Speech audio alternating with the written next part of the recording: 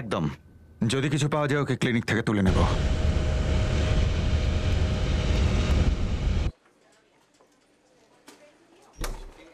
Sir আপনি ভেতরে যেতে পারেন। যা জিজ্ঞেস করার একটু তাড়াতাড়ি অফিসার, আমাকে হসপিটালে যেতে হবে, ইমার্জেন্সি আছে। সুরিন্দর খুন হয়ে যাওয়ার পরে আপনি ওর বাড়িতেও একবারের জন্য যাননি, না ওর শেষকৃত্যে আপনি গেছেন? অফিসার মিস্টার অরোরা আমার পেশেন্ট ছিল, বাকি পেশেন্টদের মতনই একজন। রাকেশ বানসাল আমাদের একজন সিনিয়র অফিসার। আপনাকে স্পেসিফাই করতে হবে যে ওনাকে আপনার কি প্রয়োজন। মার্ডার কেসটা নিয়ে একটু কথা বলার ছিল। লুধিয়ানায় হওয়া খুনের সঙ্গে আমাদের দেরাদুনের অফিসারের কি সম্পর্ক? স্যার, ভিকটিম সুরিন্দর অরোরা আপনার রাকেশ বানসালের স্ত্রী নুপুর বানসালের পেশেন্ট ছিল। একটা মেডিকেল কেসের জন্য আপনারা আমাদের অফিসারকে কেন ডাকছেন? শুধু এই জন্য যে কনসার্ন ডক্টর আমাদের অফিসারের স্ত্রী? শুধু এই কারণে, কারণ আমাদের সন্দেহ হয়েছে যে ডক্টর নুপুর বানসাল আর সুরিন্দর অরোরার সম্পর্ক একজন ডক্টর পেশেন্টের সম্পর্কের ঊর্ধ্বে ছিল। এবার কিন্তু আপনি প্রোটোকলের লাইন ক্রস করছেন।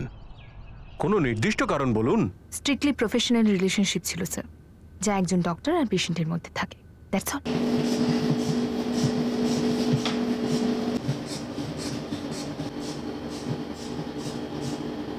আমি শুনেছি আপনাদের দুজনের মধ্যে সম্পর্ক ছিল, কথাটা সত্যি? ভুল শুনেছেন আপনি, অন্য কিছু।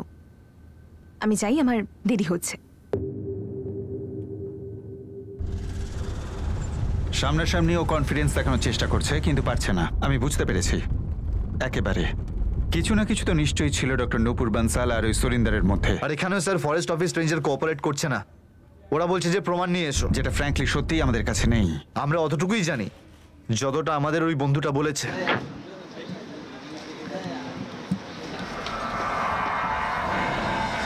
হরিয়ানা, হিমাচল, দিল্লি প্রত্যেকটা স্টেটে তল্লাশি চলছে স্যার, কিন্তু এই গাড়ির কোনো খবর পাওয়া যায় না। এতক্ষণে তো গাড়িটার পুরো পোস্টমর্টম করে ছেড়েছে, টুকরো টুকরো করে দেশের বিভিন্ন জায়গায় বেচে দিয়েছে। কিন্তু সুরিন্দরের সঙ্গে ওই ডক্টর নূপুরের সম্পর্ক আর এই গাড়ি, দুটোর মধ্যে কি সম্পর্ক আছে? সুপারি ডিলে হয়তো ইনভলভ হয়েছিল স্যার, ভাড়ার গুন্ডারা নিজেদের জন্য রেখেছিল। কিন্তু সুপারি মার্কেট থেকে ইনফরমেশন তো জিরো।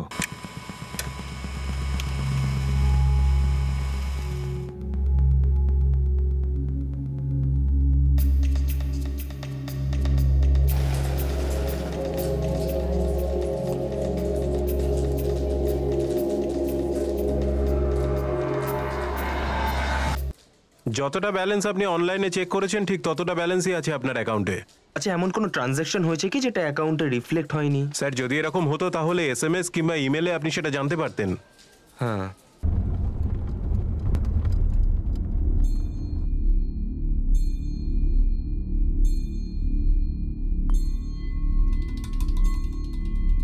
একটা কথা শুনে নে, এই ব্যাংক ট্যাঙ্কের কথা বলিস না আমার সামনে।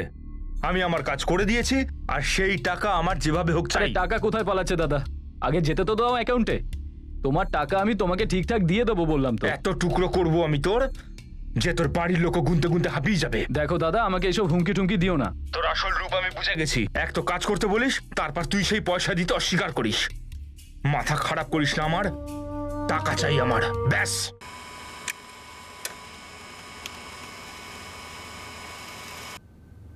ট্রিপল 4980989 এই নাম্বারটা নুপুর বানসালের কল রেকর্ডে অনেকবার দেখা যাচ্ছে। আর এটাই হলো সুরিন্দর অরোরার দ্বিতীয় নম্বর, সিক্রেট নম্বর। তাহলে এটাই হলো সেই নম্বর যেটা সুরিন্দর একমাত্র ওই ডক্টর নূপুরের সঙ্গে কথা বলতো। আর ডক্টর নূপুর কি বললেন? রিলেশনশিপ স্ট্রিক্টলি প্রফেশনাল, শুধু ডাক্তার আর পেশেন্টের। আমি বলে দিয়েছি আমার যা যা বলার ছিল, আর কিছুই নেই জানার মতো। Please try to understand. বুঝতে তো আপনাকে হবে ম্যাডাম যে সমস্তটা আমরা বুঝে গেছি, আর তাও প্রমাণ সমেত। ভালো হয় যদি আপনি চলে আসেন, আর না হলে আমি চলে যাব ওয়ারেন্ট নিয়ে, আর নিয়ে আসবো এখানে।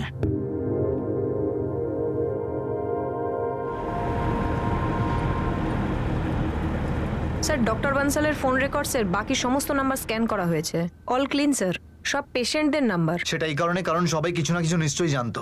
কিন্তু এই প্লটিং, এই মার্ডার, এটা অন্য কেউ করেছে সোনিয়া।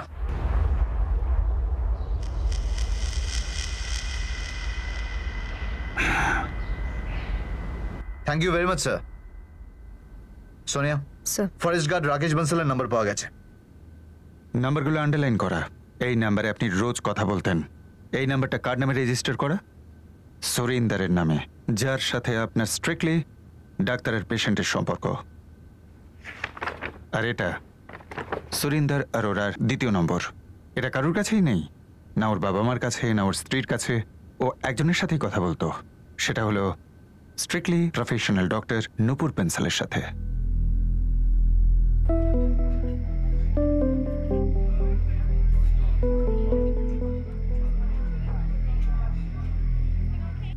সুরেন্দ্র অরোরা আমার পেশেন্ট ছিল। আর হ্যাঁ, আমার ওনার সাথে বন্ধুত্বও ছিল। বন্ধুত্ব আগে হয় নাকি পেশেন্ট? প্রথমে পেশেন্ট, তারপর বন্ধুত্ব। যদি এই বন্ধুত্বের ডায়াগনোসিস করা হয়, তার কোনো প্রয়োজন নেই অফিসার।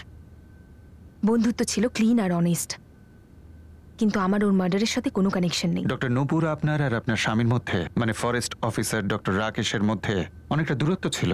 লুধিয়ানা থেকে দেরাদুন ন্যাশনাল হাইওয়ে 7 প্রায় 260 কিলোমিটার। হ্যাঁ, কিন্তু আমার স্বামীর এর সঙ্গে কোনো সম্পর্ক নেই। সো প্লিজ আপনি ওনাকে এর থেকে দূরে রাখুন, আই রিকোয়েস্ট। আপনার কাছে যেমন পেশেন্ট, ঠিক তেমনই আমাদের কাছে ক্রিমিনাল।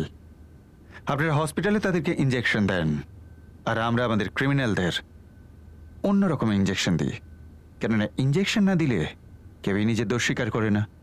সবাই বলে আমি দোষ করিনি, আমার সাথে কোনো কানেকশন নেই। এটা আপনি নিজেই দেখুন, কতটা কনফিডেন্স নিয়ে আপনি আমার চোখে চোখ রেখে বলেছিলেন যে সুরিন্দরের মৃত্যুর সাথে আপনার কোনো সম্পর্ক নেই। হ্যাঁ, আমি বললাম কারণ এটাই সত্যি। মিস্টার অরোরার মার্ডারের সঙ্গে আমার আর কোনো সম্পর্ক নেই, কিন্তু আমার বন্ধু তো নিশ্চয়ই ছিল। কিন্তু প্রথমে এটা আপনি গোপন করেছিলেন। হ্যাঁ, করেছিলাম, কারণ আমি একজন বিবাহিত মহিলা, তার সাথে একজন রেসপেক্টেবল ডক্টরও, তার সঙ্গে সঙ্গে একজন মানুষও। মানুষের একাকিত্বকে দূর করার জন্যে বন্ধুত্বের প্রয়োজন, আর এই প্রবলেমটা মিস্টার অরোরারও ছিল। আর এই প্রবলেমটা ওনার স্ত্রী রেখারও ছিল, ওর 12 বছরের বাচ্চারও ছিল। কিন্তু সুরিন্দর 5 বছর ইন্ডিয়াতেই বসে রইল। স্যার, এটা ওদের পার্সোনাল চয়েস ছিল। সেই পার্সোনাল চয়েসটা আপনি। লাইফ এতটা ব্ল্যাক অ্যান্ড হোয়াইট হয় না। কিন্তু মৃত্যু, মার্ডার তো ডেফিনেটলি ব্ল্যাক হয়, যেটা আপনি করিয়েছেন আপনার বন্ধুর। এবার সোজাসুজি আমাকে বলুন, সুপারি কাকে দিয়েছিলেন? আমি মার্ডার করাইনি সুরেন্দারের। তাহলে আমাদের আপনার হাজব্যান্ড রাকেশের সঙ্গে কথা বলতে হবে।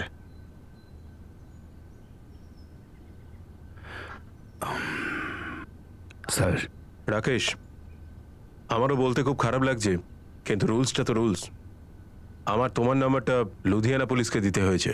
কেন স্যার? ওরা বলছিল যে কোনো একটা মার্ডার কেস আছে কোনো সুরেন্দ্র অরোরার, যিনি তোমার স্ত্রী নূপুরের পেশেন্ট ছিলেন। কিন্তু তার সাথে আমার কি যোগ স্যার? আমিও ওনার থেকে সেটাই জানতে চাইলাম, কিন্তু উনি জেদ করছিলেন। আমার হাজবেন্ড এই বন্ধুত্বের ব্যাপারে কিছু জানে না। জাস্ট বন্ধু তো, জানলেই বা কি এমন সমস্যা? বন্ধুত্ব ছিল, কিন্তু এতটা ব্ল্যাক অ্যান্ড হোয়াইটও ছিল না। ব্ল্যাক অ্যান্ড হোয়াইটের মাঝখানে হয় গ্রে। তাহলে ডক্টর নূপুর, আপনি এই গ্রে কালারটাকে আমায় বোঝান। আপনি অনেক বেশি পার্সোনাল হচ্ছেন অফিসার। ডক্টর নূপুর, আমরা একটা মার্ডারের তদন্ত করছি। আমাদের অ্যাফেয়ার ছিল না অফিসার। আমরা একে অপরের সঙ্গে শুতাম না, কথা বলতাম, দেখা করতাম, অনেক বেশি কথা বলতাম, কারণ আমরা একা ছিলাম, হয়তো বেশি একা ছিলাম।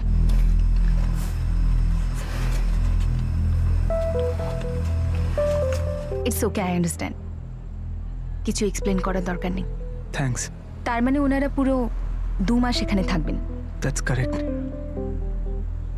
আসলে বান্টির আবার স্কুল শুরু হয়ে যাবে, আর ফেরার সময় খুব জেদ করবে, সেটাও আমি জানি, যে আমি যেন ওর সঙ্গে নিউ ইয়র্কে ফিরে যাই। আমি তোমাকে বোঝাতে পারবো না আমি কতটা ব্যথা পাই তখন। আমার জীবন, আমার বান্টি।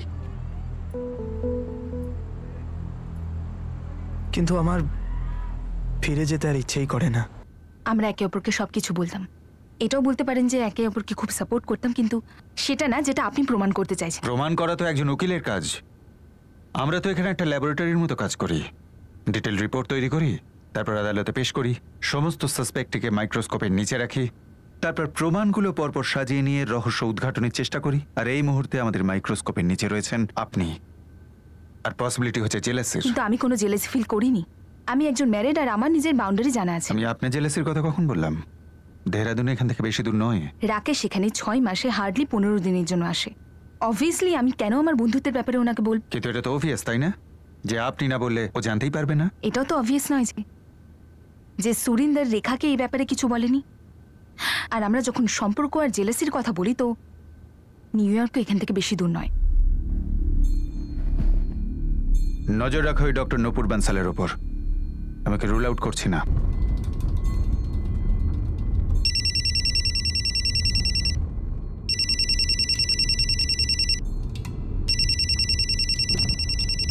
স্যার, এই রাকেশ বানসালের কল রেকর্ড স্ক্যান হচ্ছে, জানা যাবে সুরিন্দরকে রাস্তা থেকে সরানোর অ্যারেঞ্জমেন্ট ওই করেনি তো?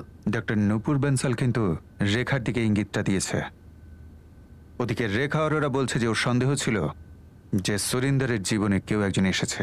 আমি জানি না, আমি শুধু সন্দেহ করেছিলাম। ম্যাডাম, কিছু কি জানতে পারলেন যে কে মেরেছে আমার ছেলেকে? এখনো তদন্ত চলছে, কিন্তু হরজিৎ বাবু একটা কথা পরিষ্কার করে বলুন তো, যে আপনি, আপনার স্ত্রী অথবা রেখা ম্যাডাম কেউই কি ডাক্তার বানসাল সম্বন্ধে কিছুই জানতেন না?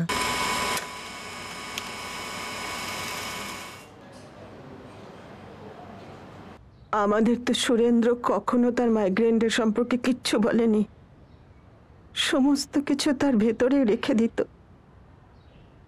রেখাকেও কোনোদিন কিছু বলেনিও। হরজিৎ বাবু, এটা কি করে হতে পারে যে সুরিন্দরের এখানে কন্টিনিউ থাকাটা আপনার কখনো খটকা লাগেনি?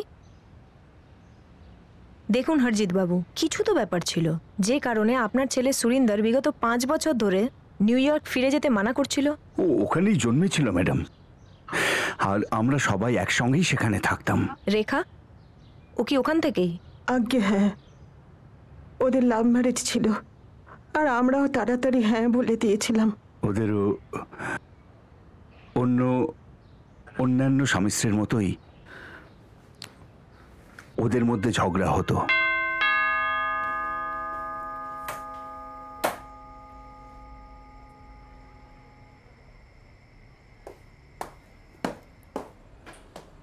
বান্টি কাঁদছিল তোমার জন্য, আর কাঁদতে কাঁদতে ঘুমিয়ে পড়লো।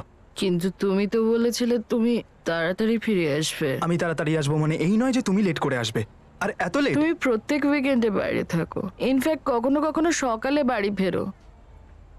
আমি তো আজ পর্যন্ত কিছু বলিনি তোমাকে। আজকে একদিন আমি আমার ফ্রেন্ডদের সঙ্গে বাইরে গেছি, তুমি আমাকে লেকচার দিচ্ছ। রেখা, বিয়ের পর কিন্তু তুমি খুব বদলে গেছো। রং, বিয়ের পর আমরা বদলে গেছি, অনেকেই বদলে যায়। তুমি যখন দেরি করে ফেরো তখন আমি তোমায় কিচ্ছু বলি না। তোমার লেট করে আসা আর আমার লেট করে আসা, it's not same Rekha. Really? Why? Rekha নিজেই ইন্ডিপেন্ডেন্ট জব করত, সুরেন্দ্র আমাদের দুটো মোটেল সামলাতো। দুজনের কেরিয়ার খুব ভালো চলছিল এবং দুজনের মধ্যে সম্পর্ক ব্যাস, আর কি বলবো। এত ঝগড়া হতো। দুজনের রুম আলাদা হয়ে গেছিল। তারপর একদিন সুরিন্দর সকালে উঠল, বলল আমি ইন্ডিয়ার টিকিট কেটে ফেলেছি, আমি লুধিয়ানা যাব আর গিয়ে সেখানকার সম্পত্তি সামলাবো। তারপর এখানে চলে এলো। স্যার, এই রাকেশ বানসালের কল রেকর্ড থেকে কিছু পেলাম না। 1 মাস হয়ে গেল না আমরা পেলাম এই লাভ স্টোরির কোনো সূত্র, না গাড়ির ব্যাপারে কোনো খবর। হরদেব খোসলা আর অজিত মালিক, এই দুটো কারচোরকে আমি বেধড়ক মেরেছি স্যার, কিন্তু মনে হচ্ছে না যে কেসটায় ওদের কোনো হাত রয়েছে।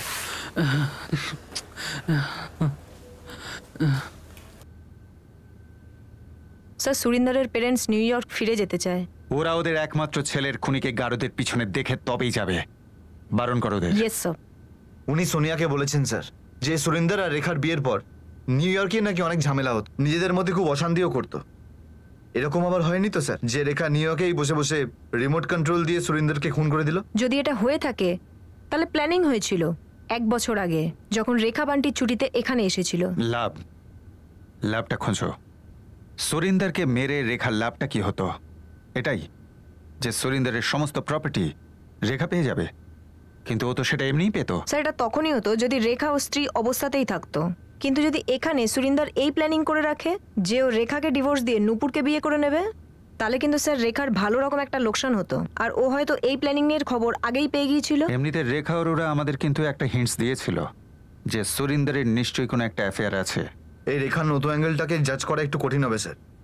এক তো আমেরিকায়, আর দ্বিতীয়ত আমার ওদের বিরুদ্ধে কোনো প্রমাণও নেই, কোনো লিডও নেই স্যার। লিডস তো আমাদের কাছে কোনো ব্যাপারটাতেই নেই মেহরা, তবু দেখা যাক। This is too much inspector.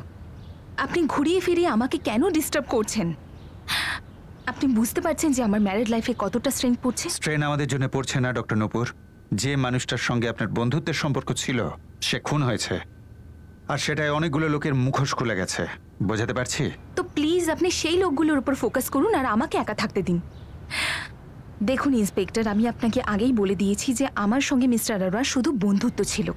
হ্যাঁ, আমরা যদি সিঙ্গেল হতাম তাহলে রোম্যান্স অথবা ফিউচারের কোনো সম্ভাবনা ছিল, কিন্তু আমি প্রথমেই ক্লিয়ার করে দিয়েছিলাম যে আমি নিজের বিয়েটা ভাঙতে পারবো না। আর মিস্টার আরোরারও সেম ভাবনা ছিল। এখন ওনার ওয়াইফকে নিয়ে ওনার যদি কোনো প্রবলেম থাকতো তাহলে সেটা আমি জানি না। আর উনি নিজের বিবাহিত জীবনের সমস্যা আমাকে কখনো জানায়নি। আপনারা বলছেন যে বৌমা আমাদের ছেলেকে... দেখুন স্যার, আমরা কিচ্ছু বলছি না, আমরা শুধু জিজ্ঞেস করছি যে আপনার বৌমা রেখা এরম কিছু করতে পারে। আচ্ছা একটা কথা বলুন, যখন আপনার বৌমা নিউ ইয়র্ক থেকে এখানে আসে লুধিয়ানায়, তখন নিশ্চয়ই কোনো লোকাল নাম্বার ইউজ করেন? আমরা তো জানি না, আমাদের কাছে নিউ ইয়র্কের একটাই নম্বর আছে। সেটাই সব থেকে বড় প্রবলেম হতে পারে। রেখা ফরেন ন্যাশনাল, তার উপর ইউএস সিটিজেন। ওর ব্যাপারে তদন্ত করা আপনাদের মনে হয় একটু কমপ্লিকেটেড হয়েছিল। সম্ভবত এই কারণেই আপনারা কেসটাকে ফোন রেকর্ডের মাধ্যমে সামনে আনছিলেন না। আসলে এই কেসটা নিয়ে সমস্ত জায়গা থেকে একটা ব্ল্যাঙ্ক রেসপন্স আসছিল। আমাদের জবরদস্ত ইনভেস্টিগেশন সত্ত্বেও আমরা ওই লোকটা সম্পর্কে কোনো তথ্যই পাচ্ছিলাম না যে খুনের দিন সন্ধেবেলা সুরেন্দারের অফিসে এসেছিল। সুরেন্দর অরোরাকে খুনের প্ল্যান অবশ্যই করা হয়, কিন্তু সেই সঙ্গে সাইমালটেনিয়াসলি লুধিয়ানাতে আরও কিছু হয়েছিল, আরও একটা খুন। আমরা সেই খুনটাকে সুরেন্দর অরোরার খুনের সঙ্গে যুক্ত করতে পারছিলাম না। আর আরেকটা মার্ডার কেস অন্য কোনো পুলিশ স্টেশনে ছিল বোধহয়। হ্যাঁ, কিন্তু আমাদের কেসের ব্রেক থ্রুটা ওই কেসের ফাইলে ছিল, কিন্তু আমরা ওই কেসটায় ডাইরেক্টলি যাইনি। ন্যাচারালি ডেড এন্ডে পৌঁছানোর ফ্রাস্ট্রেশন আমাদের গ্রাস করেছিল। আর তারপর আমার দেখা হয় আমার এক ব্যাচমেটের সঙ্গে, আর এই দেখা হওয়াটা এই কেসটাকে দেখার একটা নতুন দিক খুলে দিল। গুরদীপ, রেখা অরোরা ইউএস সিটিজেন, এখন ওখানেই আছে। কোশ্চেনিং এর জন্য এখানে আনা নেক্সট টু ইম্পসিবল নয়, বরং টোটালি পসিবল। যদি নিয়েও আসি তবু কেসটা তো হবে না।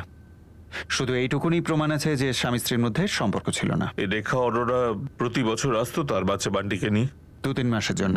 তো সেই সময় ও যে লোকাল নাম্বারটা ইউজ করতো, সেই নাম্বারটা তোর কাছে নেই? ওর পেরেন্টসটা বলছে যে ওই নাম্বারটা ওরা কেউ জানে না। আমাদের কাছে দ্বিতীয় কোনো উপায় ছিল না ওই নম্বরটা পাবার। এই কাজটা অবশ্যই ঝামেলার। তোর হাতে একটা অ্যাঙ্গেল আছে যেটা তুই ঠিক মতো এক্সপ্লয়েট করছিস না। এক্স্যাক্টলি। এই যে আমেরিকান ফোন কোম্পানি, এরা রেখার ফোন রেকর্ডস কিছুতেই আমাদের দেবে না, অন্তত স্ক্যান করতে তো কিছুতেই দেবে না। এই রেখাকে নিউ ইয়র্ক ফিরে যেতে দেওয়াটা একেবারেই ঠিক হয়নি। যদি তুই ওই রেখা অরোরাকেই সাসপেক্ট বলে মেনে চলিস, তাহলে একটা পদ্ধতি আছে। একটু পাগলামি বটে। বল। এমনিতে এই কেসটাতে পাগলামি তো হচ্ছেই। যে লোকটা সুরিন্দরের সঙ্গে দেখা করতে এসেছিল, ধরে নে ও এক্স, তো এই রেখা অরোরা হয়তো ওই এক্সকে সুপারি দিয়েছিল সুরিন্দর অরোরাকে মারবার জন্য। আর কাউকে সুপারি দেওয়ার প্রমাণ পর্যন্ত নেই। সুপারি হয়তো নিউ ইয়র্ক থেকে দেওয়া হয়েছিল। আরে ওখান থেকে কোনো প্লাস্টিক বা নিউজ পেপারে মুড়ে ক্যাশটা তো আর পাঠায়নি, কোনো অন্য উপায়ে ক্যাশ ট্রান্সফার হয়েছে।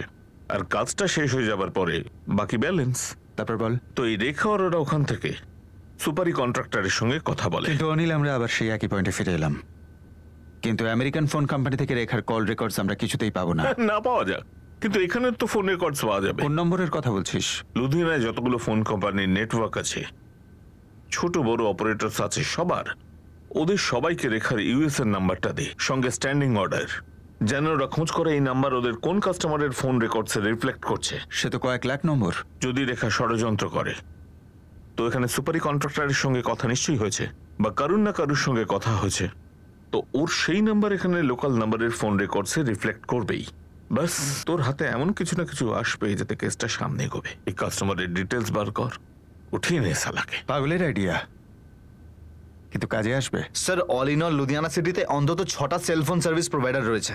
আচ্ছা, সবার নাম্বার যদি আমরা কাউন্ট করতে বসি তো পোস্টপেড আর প্রিপেড মিলিয়ে লাখের বেশি সিম কার্ড হবে। একদমই। তোমরা এই 6টা সার্ভিস প্রোভাইডারের হেডের সঙ্গে কথা বলো, আর ওদের এই নিউ ইয়র্কের নাম্বারটা দাও। 0012198785 আর ওদের বলো যে এই নাম্বারটা ওদের সিস্টেমে রান করাতে, আর খোঁজ নিতে যে এই নাম্বার থেকে ওদের কোন সিমে কতগুলো কল হয়েছে মার্ডারের আগে। কেননা আমরা জানি না যে রেখা ওরা কতদিন ওদের কন্ট্যাক্টে রয়েছে, কিন্তু 22 এপ্রিলের পরে, মার্ডারের পরে ইনফর্ম করার জন্যে আর বাকি অ্যামাউন্টের জন্য নিশ্চয়ই অনেক ফোন করা হয়েছে। অবশ্যই করা হয়েছে স্যার, এটা তো অন্ধকারে তীর চালানোর সমান হবে। কিন্তু তবুও তীরটা চালাতে হবে এবং পুরো শক্তি দিয়ে চালাতে হবে, এতটা শক্তি দিয়ে যাতে লুধিয়ানা থেকে ওটা সোজা নিউ ইয়র্ক পৌঁছে যায়। আমি সাব ইন্সপেক্টর বিকাশ মেহরা কথা বলছি। আই নো এটা ইম্পসিবলের মতো, কিন্তু ইম্পসিবল আদৌ নয়। হ্যাঁ ঠিক, একদম তাই। এটা নিউ ইয়র্কের নম্বর, নোট করুন। আপনি আপনার অফিস থেকে একটা আর্জেন্ট অর্ডার ইস্যু করুন যাতে কাজটা তাড়াতাড়ি হয়। হ্যাঁ হ্যাঁ, অনেক বড় কাজ। আমাদের কাছে এই অ্যাঙ্গেলটা রুল আউট করার দ্বিতীয় পথ নেই।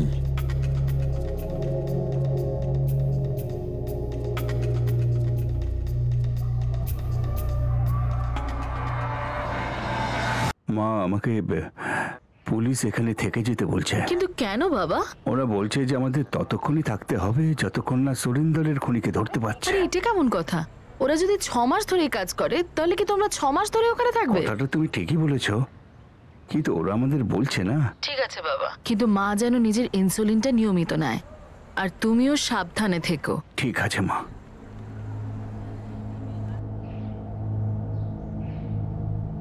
এখনো কি পুলিশ রেখাকেই সন্দেহ করছে?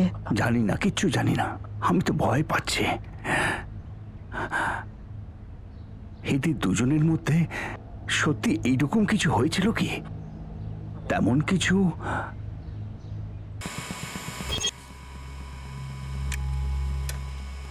14 এপ্রিল আমেরিকা থেকে ফোন এসেছিল।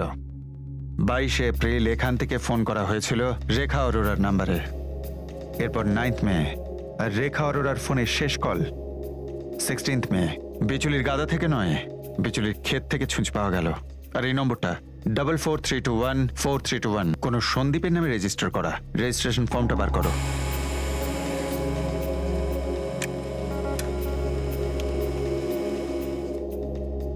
রঘুবীর রানা, সন্দীপ পুনিয়া।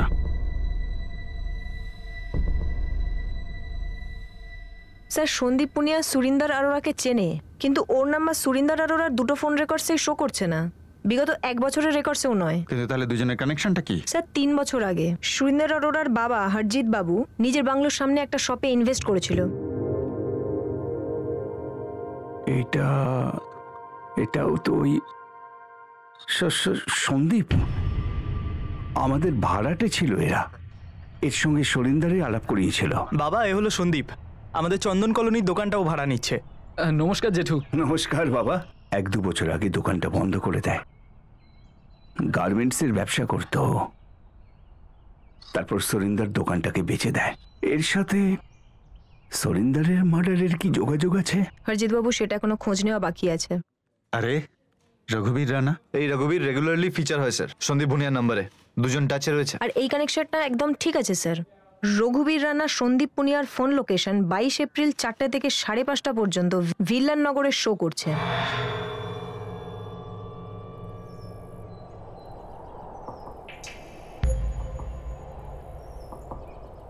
এই মুহূর্তে দুজনের ফোন অ্যাক্টিভ স্যার।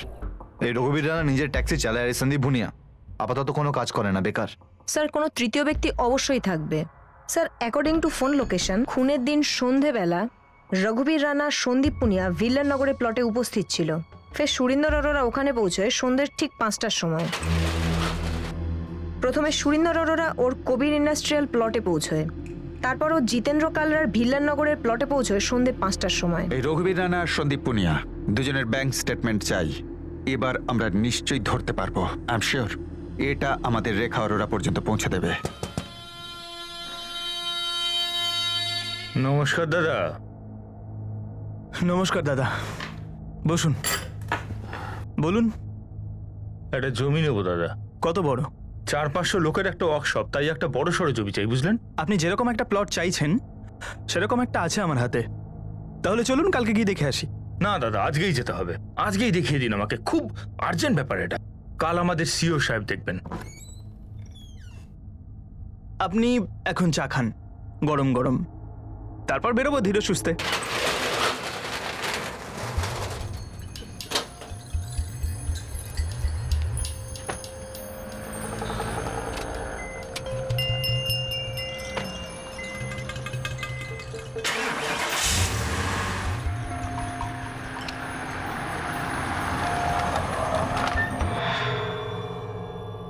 আরে 4:30 বেজে গেল তো।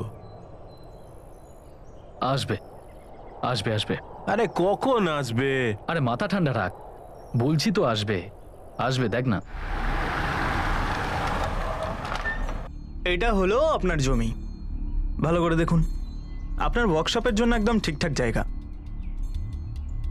হ্যাঁ, জমিটা তো বেশ ভালোই, কিন্তু একটু ছোট মনে হচ্ছে। ছোট কোথায় স্যার, এই যে দেখুন কত বড়। আপনি একটা কাজ করুন, নেমে আমরা একটু রাউন্ড মেরে আসি। আরোরা বাবু, আমি কি বলছি, হাইওয়ের আশেপাশে যদি কোনো জমি আপনার থাকে সেটা আমাকে দেখান। হাইওয়ে আছে দাদা একটা প্রপার্টি, কিন্তু সেটা আমার নয়, আমার একজন চেনাশোনা লোক আছে। আরে কোনো ব্যাপার না, আপনি চলুন চলুন চলুন আপনি। দাদা এবার আমাকে বাড়ি যেতে দিন, হাইওয়ের প্রপার্টিটা কালকে দেখে নেবেন, আর আপনাকে ওনারের সঙ্গেও দেখা করিয়ে দেবো। আরে দাদা, হাইওয়ে এখান থেকে কত আর দূর, এই যাবো আর এই আসবো। ও দাদা, এই যাওয়া এই আসাতে না 8 ঘন্টা লাগবে। তাতে কি, 8 ঘন্টা তো কথায় কথায় কেটে যাবে। চলুন আপনি। ঠিক আছে, যেমনটা আপনি চাইছেন। চলুন চলুন চলুন দেখে আসি জমিটা।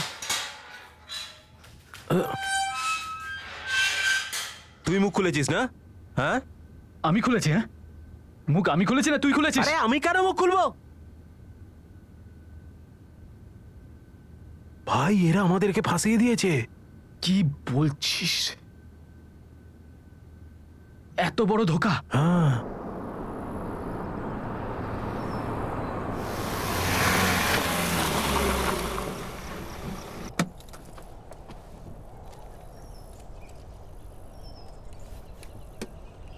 দাদা এই পুরো প্লটটা এই এখান থেকে শুরু করে ওইখান অবধি, এই জায়গাটার একজনই ওনার, জিতেন্দ্র কালরা। কাগজপত্রও ঠিকঠাক। জমিটা তো খুব ভালো, সুপার আছে। ওনার টাকা কত চাইছে? দাদা টাকার কথা এখন কি বলবো, কালকে সকালবেলা দেখা করে কথা বলি। ঠিক আছে দাদা, তাহলে কাল 10টার সময় দোকানে মিটিংটা রাখছি। আমি ওখানে জিতেন্দ্র কালরাকেও ডেকে নেবো, আর ওখানেই বসে সব কথাবার্তা সেরে নেবো। দাদা আমার কমিশন নিয়ে কোনো চিন্তা করবেন না, এমনিতেও আমি অন্যদের মতন ক্লায়েন্টের গলা কাটি না। কিন্তু আমি তো কাটি, আর এখন তোরটা কাটবো। কি? নমস্কার দাদা। সন্দীপ, তুই এখানে? এনি এসব কি হচ্ছে? মার্ডার মার্ডার করা হবে বন্ধুকে।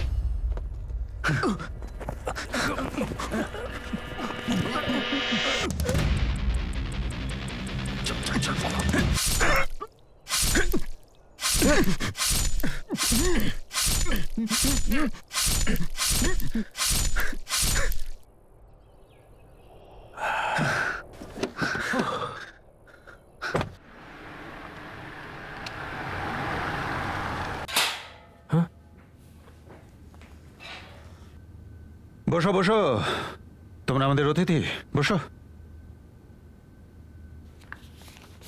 Bank statement, phone record, America,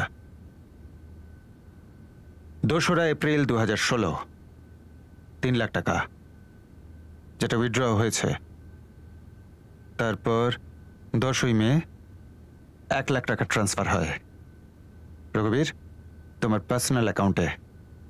তারপর কোনো ট্রান্সফার নেই। এরপর 16ই মেতে সন্দীপ তুমি ফোন করেছিলে আমেরিকার নিউ ইয়র্কে। তোমার লাস্ট কল রেখা আরোরাকে। তার মানে কাম খতম, পয়সা হজম। তোদের দুজনের কাছে পৌঁছতে আমাদের অনেক ঝামেলা পোহাতে হয়েছে। এবার যদি মিথ্যে বলিস কিংবা না বলার চেষ্টা করিস তাহলে রুল দিয়ে তোদের একবারে শেষ করে দেব। এখন আর না বলে কি লাভ স্যার, সবচেয়ে বড় ধোকা তো আমাদের দুজনের সঙ্গে হয়েছে। সবকিছু হওয়ার পরেও আমরা তো স্যার পুরোপুরি ফেঁসে গেলাম। রেখা ম্যাডাম, একটা সীমা আছে। আমি 2 দিন ধরে ব্যাংক ঘুরছি, ওরা এখনো বলছে যে আপনি এখনো ট্রান্সফার করেননি আমার নামে। আমি বললাম তো টাকা ট্রান্সফার হয়ে যাবে, এত স্ট্রেস নিও না। আরে পেয়ে যাবে, এমন তো নয় যে আমি পালিয়ে যাচ্ছি।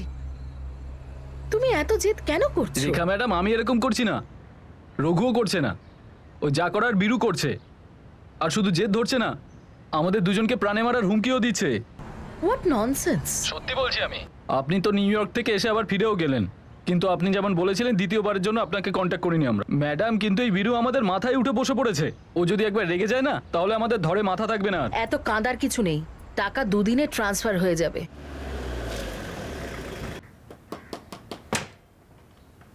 এবারে আমি কি করব তুই আমাকে বল।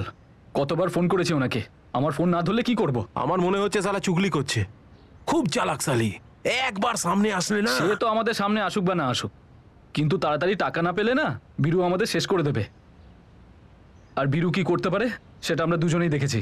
তাহলে ভীরু হচ্ছে তৃতীয় কোণ। হ্যাঁ স্যার। স্যার রেখা ম্যাডাম আমাদের দুজনের সঙ্গে 50 লাখ টাকার ডিল করেছিল, তো আমরা বীরুকে এনেছিলাম। শোন, লোকটাকে আমায় খুন করতে হবে, আর তোরা দুজন আমার সাথে সাথ দিবি। আরে দাদা, টোটাল টাকাটা 3টে ভাগে ভাগ হবে, আর 3 জনে আমরা সমান ভাগে নেব।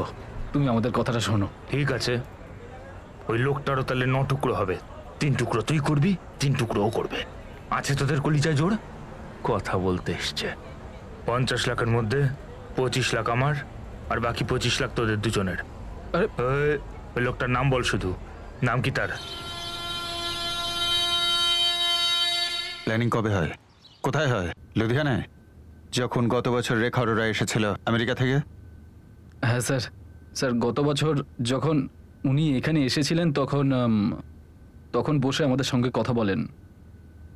এই বছরে ওনার ফোন এসেছিল। আপনি শিওর থাকলে ঠিক আছে, যখন করতেই হবে তাহলে করে দেব।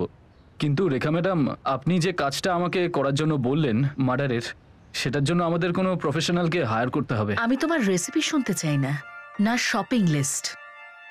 আমি রেজাল্ট দেখতে চাই। সুরেন্দর অরোরার মার্ডার 50 লাখ টাকা পর্যন্ত দিতে পারে। হ্যাঁ হ্যাঁ ঠিক আছে রেখা ম্যাডাম, আমি একজনকে জিজ্ঞেস করি, সে আগে মার্ডার করেছে। ওইসব আমি কিছু জানি না। আমার একটা কনফার্ম রিপ্লাই চাই, আর একটা কনফার্ম প্ল্যান। আমি অ্যাডভান্স তাড়াতাড়ি পাঠিয়ে দিচ্ছি।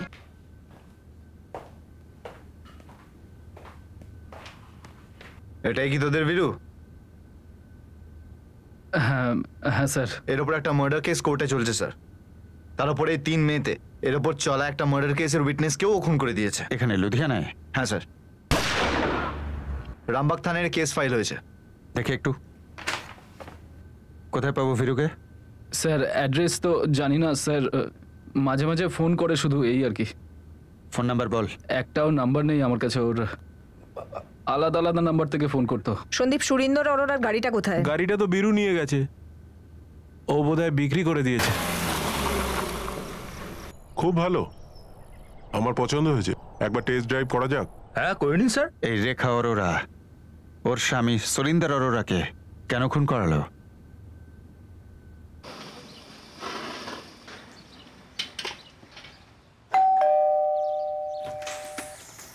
নমস্কার ম্যাডাম। নমস্কার। অরোরা বাবু আছেন বাড়িতে? না, ও তো বাড়িতে নেই। আপনি কি? আগে আমি ওনার চন্দন কলোনির দোকানের ভাড়াটিয়া, সন্দীপ আমার নাম। এই যে এই ভাড়াটা দিতে এসেছিলাম। আপনি আমায় দিতে পারেন, আমি ওনার ওয়াইফ। আচ্ছা, আমি জানি আপনি ওনার ওয়াইফ। আচ্ছা, কি করে?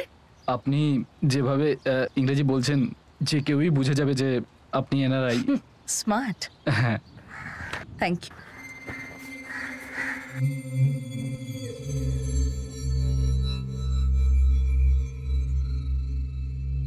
আমি চাই না তোমার এমন মনে হোক যে আমি তোমাকে ইউজ করছি, তাও ফ্রিতে। এই নাও। I know you need money. টাকার প্রয়োজন সবারই আছে। তুমি লাভার হিসাবে খারাপ না। হয়তো আমি তোমাকে আরেকবার রিপিটও করতে পারি।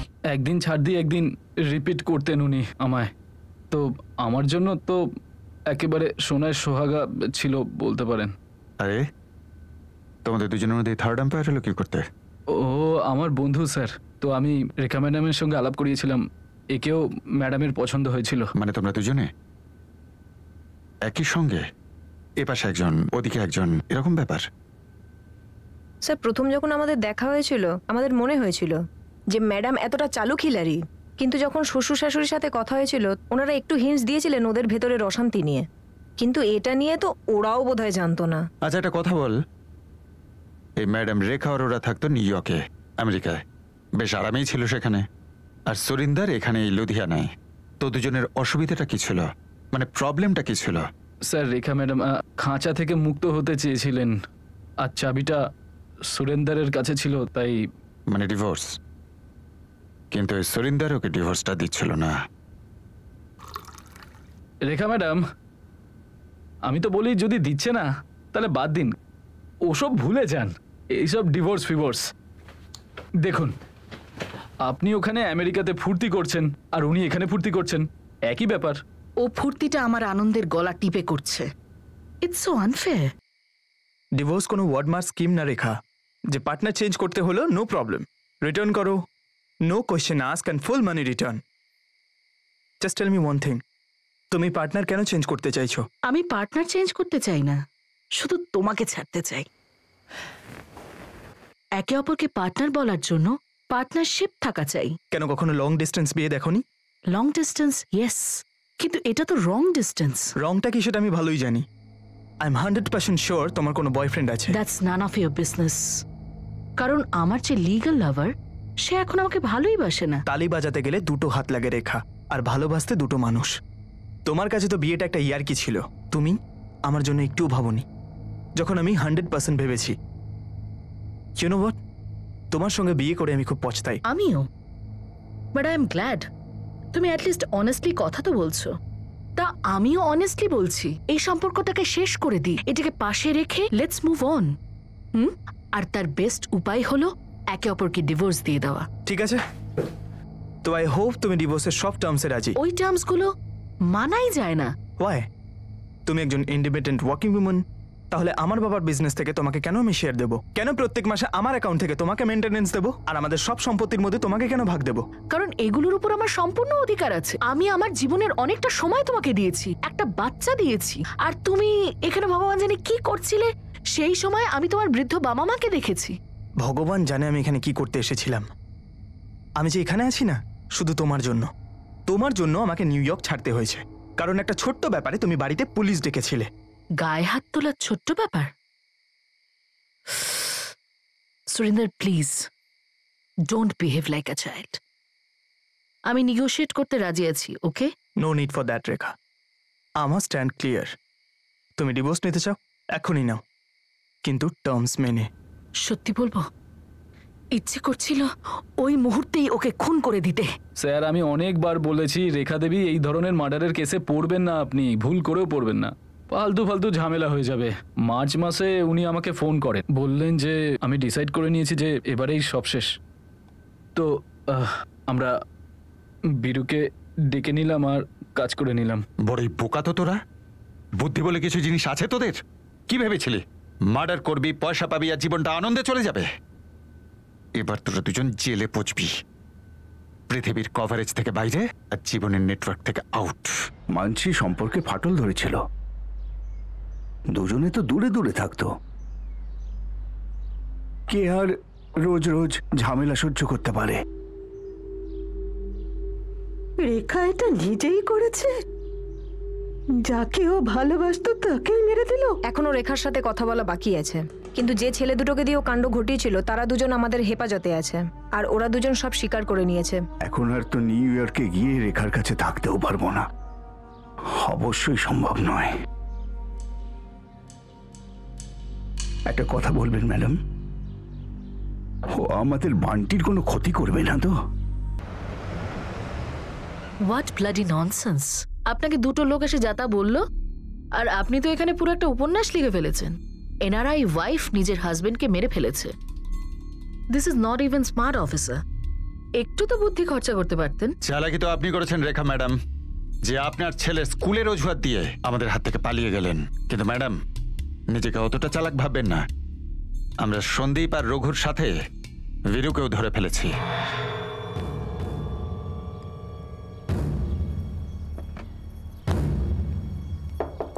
আরে কেবে?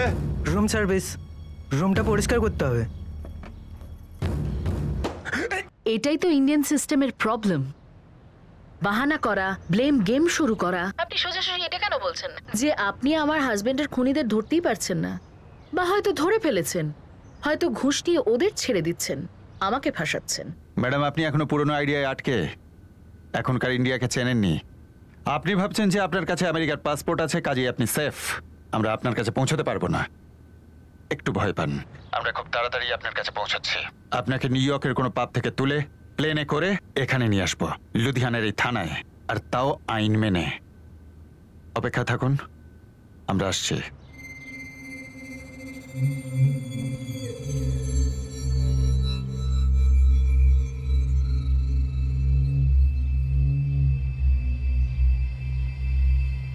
সুরিন্দরের গাড়ি ট্রেস হয়েছে স্যার, আমরা বাজেয়াপ্ত করে নিয়েছি। ভিরু আম্বালা থেকে একজন মেকানিকের সাহায্যে গাড়ির প্লাস্টিক সার্জারি করে দিয়েছে, আর তারপর ওকে বেঁচে দিয়েছে।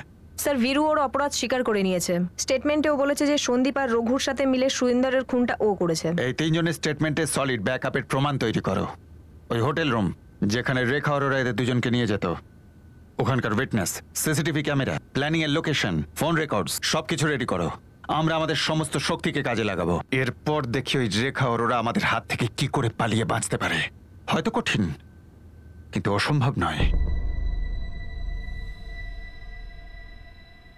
Extradition come US to India, যাতে রেখা অরোরা এখানে এসে ট্রায়াল ফেস করে, এটা তো ডেফিনেটলি সহজ কাজ নয়। অনেক বছরের পরিশ্রমে এই রিকোয়েস্ট রিজেক্ট হয় বা কোনো প্রোগ্রেস ছাড়াই ঝুলে থাকে। হ্যাঁ, রাস্তাটা লম্বা, কিন্তু শেষ পর্যন্ত জিনিসটা এস্টাবলিশ হয়। যত বেশি ফুল প্রুফ, ক্রেডিবল আর লজিক্যাল এভিডেন্স পেশ করা যাবে, এক্সট্রাডিশনে ততই সফলতা লাভের সম্ভাবনা। ইউএস এর কথা ছাড়ো, এখানে ওর যে লোকেরা ছিল, ওদের ধরাটাও বেশ কঠিন ছিল। একটা চক্রব্যূহ তৈরি করেছিল। আমরা প্রায় ডেড এন্ডে চলে এসেছিলাম, কিন্তু আমরা হাল ছাড়িনি। অবশেষে চক্রব্যূহটা ভাঙলাম আর ওই দুজনকে গ্রেপ্তার করলাম। আশা রাখছি রেখা অরোরাও একদিন আমাদের সামনে চলে আসবে, আর সেই দিনের অপেক্ষায় আমি আছি। For more updates, subscribe to our channel, click the show links and enjoy watching the videos.